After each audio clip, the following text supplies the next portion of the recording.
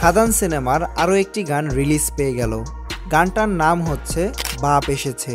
তো রিভিউ বাইয়ের এই ভিডিওতে বলার চেষ্টা করব গানটি কেমন ছিল।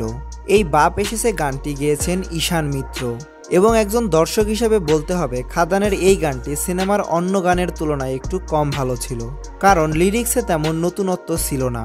আমরা ট্রেলারে দেবের যেই ডায়লগ শুনে এসেছি সেই ডায়লগগুলো দিয়েই মনে হয়েছে যে এই গানটাকে তৈরি করা হয়েছে, যেটার প্রয়োজন এই গানের মধ্যে একেবারেই ছিল না।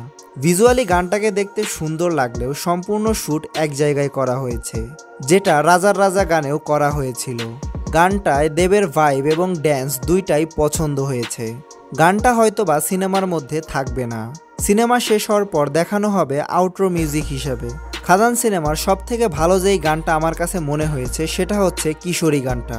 এই গানে দেব এবং ইদিকা পালকে খুবই সুন্দর লাগে, তাছাড়া তাদের কেমিস্ট্রিও খুব ভালোভাবে মানিয়েছে, স্ক্রিনে একদম ফাটিয়ে দিবে।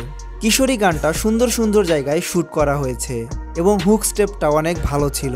তবে এই বাপ এসেছে গানটা তেমন পছন্দ হলো না, কিন্তু এই গানটাও দর্শক অনেক পছন্দ করতে পারে। সব মিলিয়ে এই গানটা ঠিকঠাক ছিল। তো আপনাদের গানটা কেমন লেগেছে কমেন্টে জানাতে পারেন। রিভিউ বাইয়ের সম্পূর্ণ ভিডিওটি দেখার জন্য ধন্যবাদ।